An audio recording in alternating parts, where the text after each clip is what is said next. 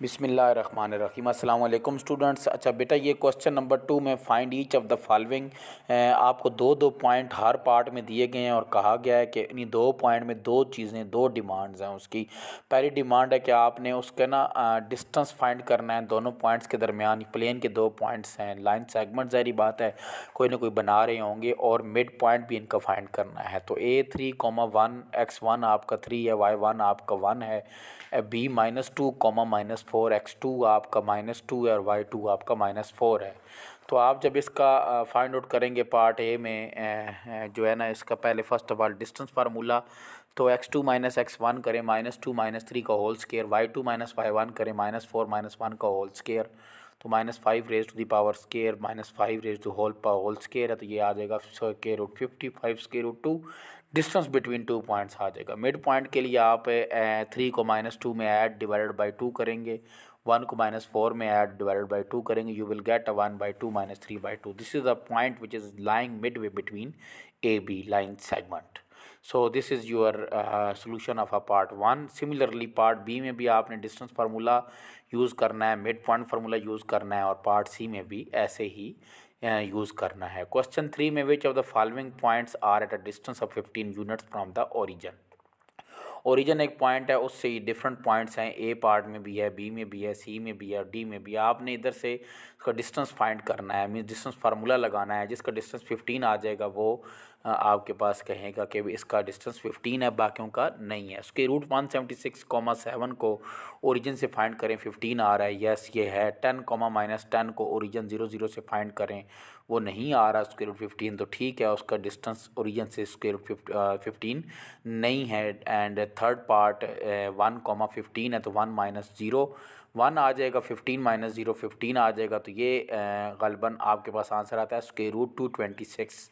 Square root 226 can never be equals to 15, so that's why कि वो भी नहीं है और डी अभी आपका नहीं है। जस्ट पार्ट ए जो है वो आपको 15 यूनिट्स डिस्टेंस ओरिजिन से दे रहा है। ये ओरिजिन की जगह पे ना ऐसा लो बेस में कोई और पॉइंट भी आ सकता है other than origin. For example 1 1, for example 2 4, -3 8, anything is possible. ठीक है, तो क्वेश्चन 3 में आपने बेसिकली जो टास्क था वो कंप्लीट कर लिया है। क्वेश्चन 4 पे आते हैं। Question 4 show that the points these A B and C और वर्टिसेस ऑफ राइट ट्राइंगल। ये पहली बात हमने प्रूव करनी है। तो देखें, ट्राइंगल्स की 3 साइड्स हैं, तो आपने अल्टीमेटली ना तीनों की तीनों साइड्स का distance A B, vertex A से बी का डिस्टेंस, बी से सी का और सी से ए का डिस्टेंस फाइंड कर लेना है। क्लोज फिगर ट्रायंगल बन जाएगी। अब देखना है कि राइट है या नहीं, तो उसके लिए सिंपल है कि तीनों का स्क्वायर ले लेंगे डिस्टेंस का। अगर तो पाइथागोरस होल्ड करता है, 2 के स्क्वायर का सम थर्ड 1 के स्क्वायर के इक्वल होता है, तो देन राइट एंगल ट्रायंगल है। जैसे कि देखें आप पार्ट 1 में A02 है, B स्क्वायर रूट 3 -1 है, C0, -2 है। ए बी डिस्टेंस फाइंड करते हैं, आपके पास आंसर स्क्वायर रूट 12 आता है। स्क्वेयरिंग करते हैं 12 आ जाता है। बी सी फाइंड करते हैं, आपका आंसर 2 आता है, उसका स्क्वेयरिंग करते हैं देन 4 आ जाता है। सी ए फाइंड करते हैं डिस्टेंस फार्मूला, ठीक है, जो कि क्लियर है हमारे पास पहले से ही ना, तो वो सी ए का स्क्वायर 16 आता है। तो आप देख सकते हैं ए बी का स्क्वायर प्लस बी सी का स्क्वायर करें 16 आंसर है, एज वेल एज सी ए का स्क्वायर भी 16 है। सो बाय पाइथागोरस थ्योरम होल्ड करता है। So these vertices make a right triangle. Now move towards the second part. Second part में जो बात हमें समझाई गई है वो कहा गया है कि ए बी सी को शो करें कि vertices of isosceles triangle. What is the meaning of isosceles triangle? Isosceles triangle में बेसिकली कोई सी भी दो साइड्स आपस में इक्वल आ जाए। तो वर्टिसेस दिए हुए हैं ए से बी, बी से सी, सी से ए। डिस्टेंस फाइंड करें तो आप देख सकते हैं स्क्वायर रूट 41, स्क्वायर रूट 41, दो कोई सी साइड्स इक्वल आ गई हैं, तो मीन्स कि ये आपके पास आइसोसेलेस ट्रायंगल है। थर्ड वन कहता है the points A B C and D are vertices of a parallelogram, is the parallelogram और स्क्वायर और नॉट। फर्स्ट ऑफ ऑल ये शो करना है कि ए बी सी डी जो है ये क्वाड्रिलेटरल के 4 पॉइंट्स ये क्वाड्रिलेटरल टाइप पैरेललोग्राम बना रहे हैं। ठीक है, पैरेललोग्राम बनाते हैं, देख लेते हैं। A B, B C, C D, D A find करें। अगर तो ऑपोजिट साइड पैरेलल आ जाती हैं, मीन्स अगर ए बी इक्वल आता है डी सी के और बी सी इक्वल आता है ए डी के, देन पैरेललोग्राम है। तो आप देख सकते हैं कि ए बी इक्वल आ गया है बी सी के, डी सी के, और बी सी इक्वल आ गया ए डी के, 5 स्क्वायर रूट 2, 5 स्क्वायर रूट 2। और देखा जाए तो चारों आपस में भी इक्वल हैं। सो that's why this parallelogram makes a square. But square के लिए डायगोनल भी चेक करने होते हैं, तो ए सी और बी डी, आप डायगनल भी चेक करेंगे तो you will get a result A C पे डिस्टेंस फार्मूला लगाया तब भी आंसर 10 आता है, बी डी डिस्टेंस फार्मूला लगाया तब भी आंसर 10 आता है। सो दैट्स वाई कि आपके पास ये वाली जो फिगर है ये पैरेललोग्राम होने के साथ साथ स्क्वायर भी है।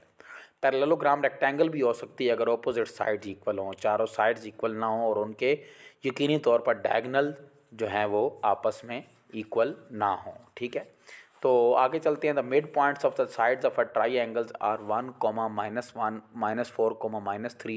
ये बेसिकली ट्राई एंगल है और टाइप नहीं बताई गई ट्राई एंगल की, बस any try angle arbitrary try angle है। ठीक है, आइसोसेलेस हो सकती है, इक्विलेटरल हो सकती है, स्केलेन हो सकती है। ठीक है, कोई भी वट एवर जो भी है, लेकिन उन तीनों वर्टिसेस नहीं दिए गए बल्कि उनके साइड्स के मिड पॉइंट दिए गए हैं। लेट वी से a(x1) y1, b(x2) y2 और c(x3) y3 are vertices of a triangle and let we consider d is a mid point of A B, e is a mid point of B C and f is a mid point of A C. ठीक है, तो आपको D1, -1 कह दें, E-4, -3 कह दें, F-1, 1 कह दें और mid points of sides A B, B C and C A respectively. So आप कह सकते हैं कि मिड पॉइंट लगाएं तो x1, आप पहले ए बी साइड पर आ जाएं तो x1 + x2 divided by 2, y1 + y2 divided by 2। So x1 + x2 divided by 2 = 1 कर लें, y1 + y2 डिवाइडेड बाई 2 = -1 करें तो x1 + x2 = 2, इक्वेशन 1 है। y1 + y2 = -2 है। सिमिलरली बी सी साइड पर लगाएं अगर मिड पॉइंट फार्मूला तो x2 + x3 डिवाइडेड बाई 2 = -4 हो जाएगा तो -8 हो जाएगा। y2 + y3 डिवाइड बाई 4 = -3 है तो वो 2 क्रॉस मल्टीप्लाई होकर -6 हो जाएगा। सिमिलरली पार्ट सी ए पे भी आप लगा सकते हैं।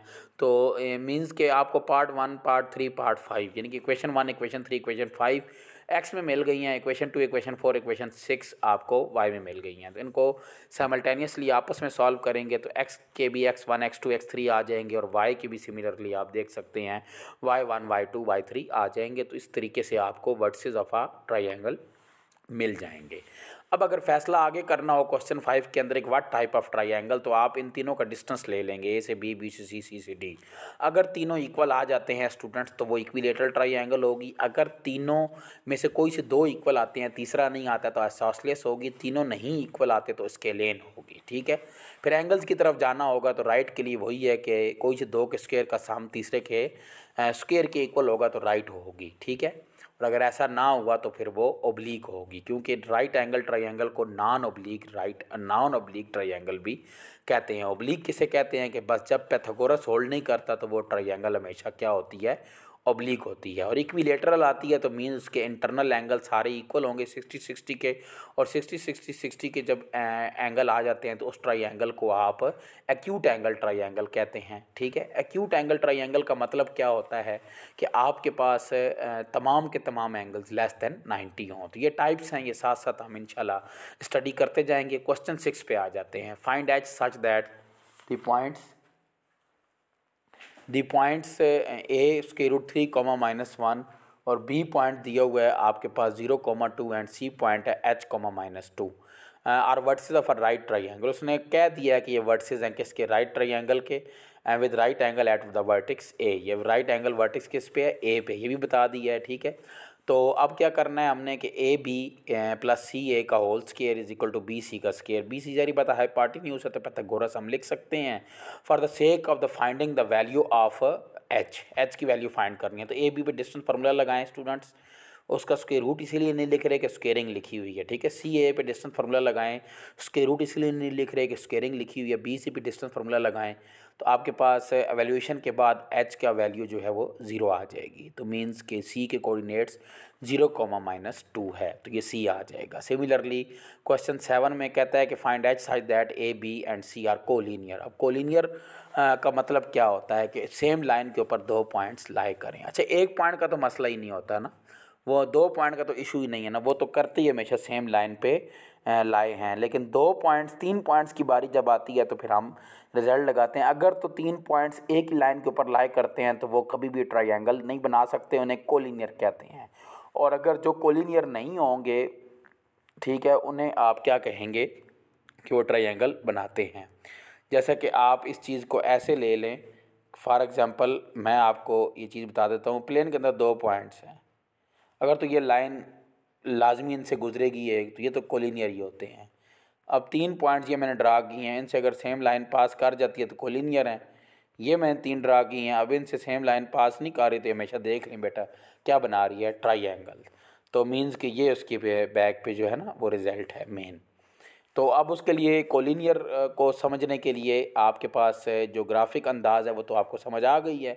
मैथमेटिकल वे में 3 पॉइंट्स को कोलिनियर रखना हो तो आप उनका डिटर्मिनेंट थर्ड कॉलम को 1 1 1 रखते हैं, x1 y1 x2 y2 x3 y3 1 1 1, third column is equal to 0 अगर आ जाए तो कोलिनियर है और अगर ना आए तो नॉन कोलिनियर है। वो ये नहीं कह रहा कि तीनों पॉइंट्स को चेक करें कोलिनियर हैं या नहीं है, वो कहता है कि ये तीनों पॉइंट्स हैं कोलिनियर। आपने h की वैल्यू फाइंड करनी है, तो so you should take the determinant is equal to 0। Determinant को आपको 0 लेना होगा। डिटर्मिनेंट को रो 1 से रो 2 से, कॉलम 1 से कॉलम 2 से, कॉलम 3 से या रो 3 से एक्सपेंड करते हैं जहाँ से दिल करता है। आप जब एक्सपेंड करेंगे प्लस माइनस प्लस यहाँ से एक्सपेंड करेंगे तो you will get the value of h and h is what, h is 1। So ये आपके पास h की वैल्यू आ जाएगी after the expanding the determinant of 3 cross 3। Question 8 में कह रहा है कि the points A B are the end of diameter. Diameter किसे कहते हैं? डायामीटर बेसिकली सर्कल में एक ऐसी कॉर्ड को कहते हैं जो कॉर्ड आपकी सेंटर से पास करती है और सरकमफेरेंस ऑफ यानी कि पेरीमीटर ऑफ सर्कल से जाकर टच करती है 2 पॉइंट्स पे। ए और बी नाम दे दिया और ए भी दिया हुआ है -5 -2 एंड बी दिया हुआ है 5 -4, एंड ऑफ डायामीटर। तो इसका ना फर्स्ट ऑफ ऑल आपने सेंटर फाइंड करना है सर्कल का, तो जो डायमीटर का सेंटर होगा, मिड पॉइंट होगा, वही एक्चुअल में आपके पास सेंटर ऑफ सर्कल होगा। तो आपने मिड पॉइंट ए और बी पे मिड पॉइंट फार्मूला लगाना है तो सी आपका सेंटर आ जाएगा। रेडियस फाइंड करना है तो सी से ए डिस्टेंस फार्मूला लगाएं तब भी रेडियस है, और सी से बी डिस्टेंस फार्मूला लगाएं तब भी रेडियस है, या ए से बी डिस्टेंस फार्मूला लगा के डायमीटर निकलेगा, डायमीटर को हाफ कर दें तब भी रेडियस है। तो ये आप इजीली कर सकते हैं।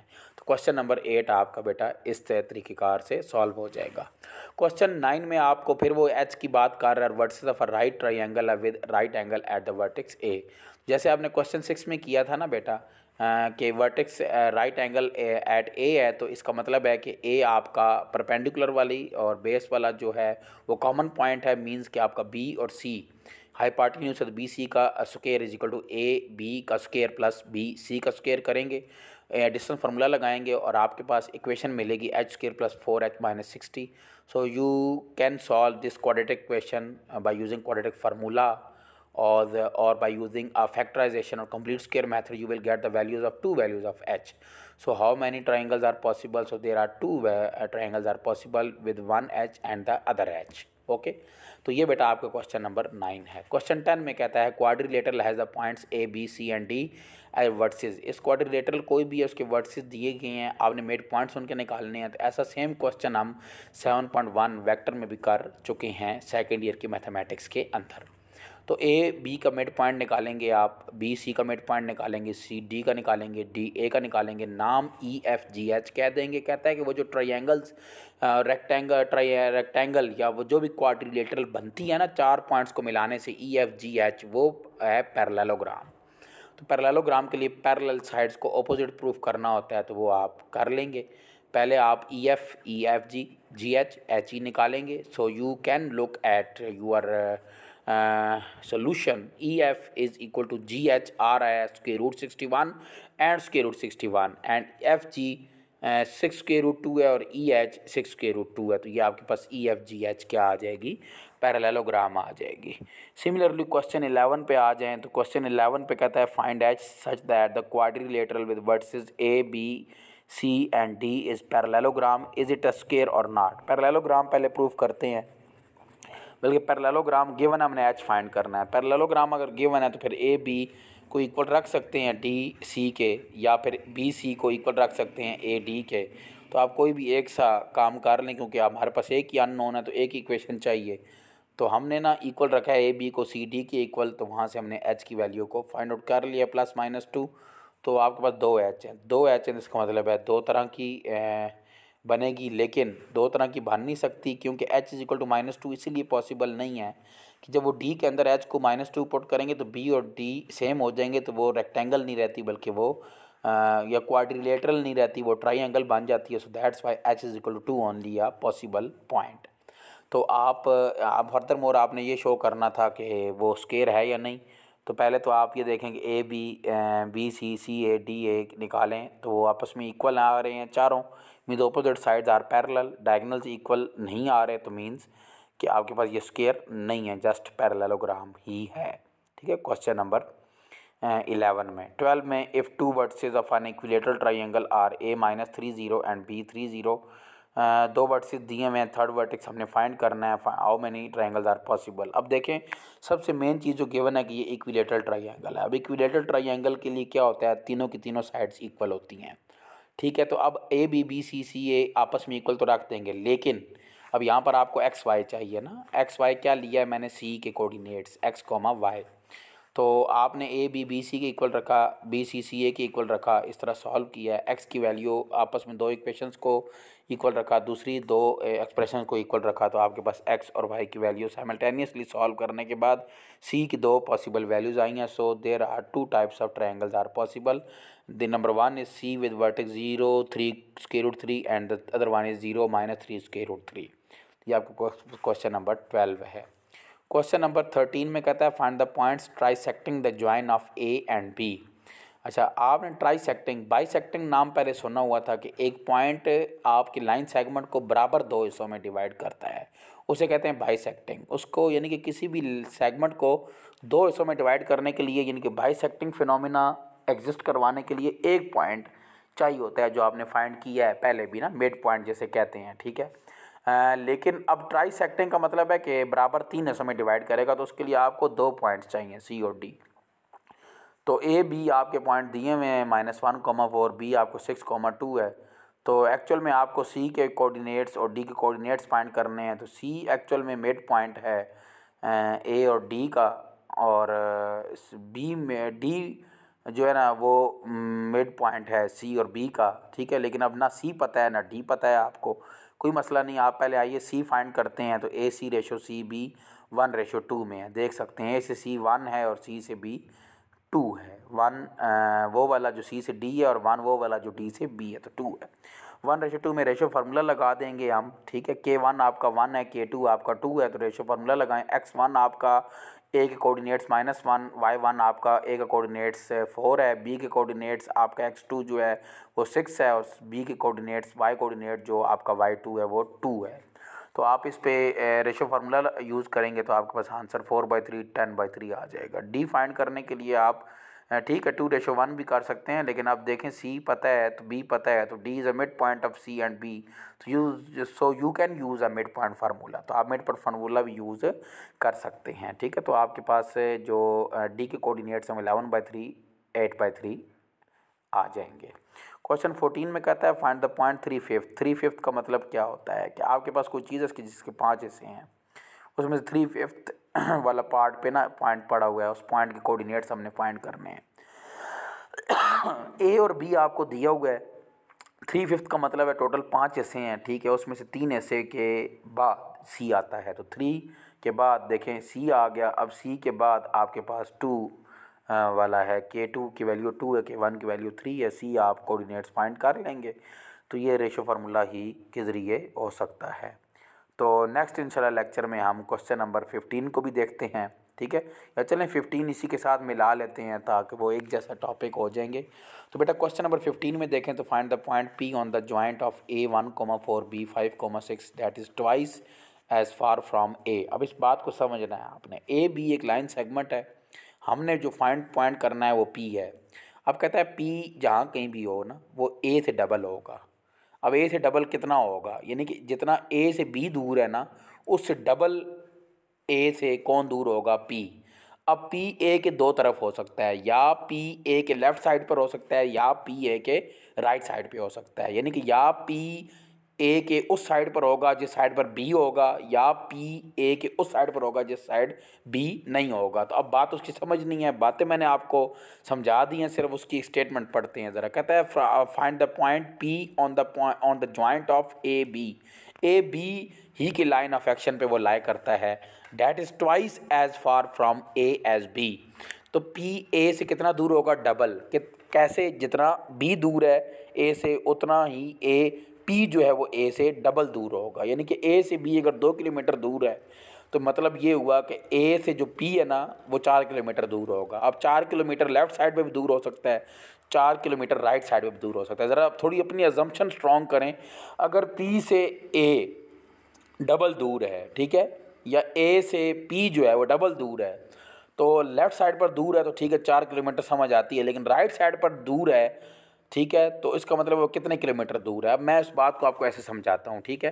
जैसे फॉर एग्जांपल इस चीज़ को हम ऐसे ले लेते हैं कि आपके पास एक पॉइंट है ये ए और ये है बी, ठीक है, ये पॉइंट है, ये 2 किलोमीटर का फासला है ए और बी में, ठीक है। अब आपके पास सिनेरियो 2 हैं बेटा। पहला सिनेरियो सुनिएगा कि आपसे ना जो ए है ना, ए से डबल दूर है बी, ये ए से, ये देखें ये पी दूर हो गया डबल, जितना ये 4 किलोमीटर है। तो एक्चुअल में ये बी इसका मिड पॉइंट बनता है ए पी का ना। एक सिचुएशन ये है, ए पी का कौन मिड पॉइंट बनता है, बी, ठीक है, क्योंकि 2 ये है 2 ये है, तो इसका मतलब है कि ये मिड पॉइंट बना कौन, बी। अब 2 तो मैंने वैसे किया है ना, 3 भी हो सकता है 9 भी हो सकता है, लेकिन वैसे हम आसानी के लिए ना इसमें एक काम करते हैं 1 1 लेते हैं ताकि आपको बात समझ आए, ठीक है। यानी कि अगर मैं इस पूरी चीज़ को मिटा दूँ, आपको दोनों सिनेरियो एक साथ समझाने की कोशिश करूँ, तो ये अगर ए है ये बी है, ठीक है, ए से बी 1 यूनिट दूर है, ये ए है ये बी है। ए से बी कितने यूनिट दूर है, 1 यूनिट। अब ए उस साइड पर है जिस बी, पी उस साइड पर जिस साइड पे बी है, बीटा है, तो आप डबल दूर करें ना ज़रा, तो इतना बनता है पी। तो एक्चुअल में गौर करें तो ये बी है, तो ये टोटल कितने यूनिट दूर हो गया, 2 यूनिट, क्योंकि इससे डबल है। तो ए और पी के दरमियान में कौन है, बी है। ये पहली सिचुएशन है। दूसरी सिचुएशन क्या है, ये ए बी है ये दोनों, अब भी पी ए से डबल ही दूर है, लेकिन है बी के ऑपोजिट है, ये देखें डबल दूर है। अब ये 2 है, अब ये पी है, पी नहीं पता अब भी, तो पी और बी के दरमियान ए नहीं है, ये 2:1 है, ये 2 है देखें और ये 1 है। तो ये दो बातें हैं बेटा। यहाँ तो चले मिड पॉइंट फार्मूला लग जाएगा ना पी निकालने के लिए, ये नहीं पता ना, ये भी पता है ये भी पता है, तो यहाँ मिड पॉइंट लगेगा पहले वाले केस में। जिस साइड पे बी है उस साइड पे पी आएगा तो मिड पॉइंट लगेगा, और जिस साइड पे बी है उससे ऑपोजिट साइड पर पी आएगा तो यहाँ पे रेशो फार्मूला पी के लिए यूज़ हो जाएगा, ठीक है। तो ये कॉन्सेप्ट आपको समझाने की कोशिश की जा रही है, तो उम्मीद है बेटा यहाँ तक बात समझ आ गई होगी।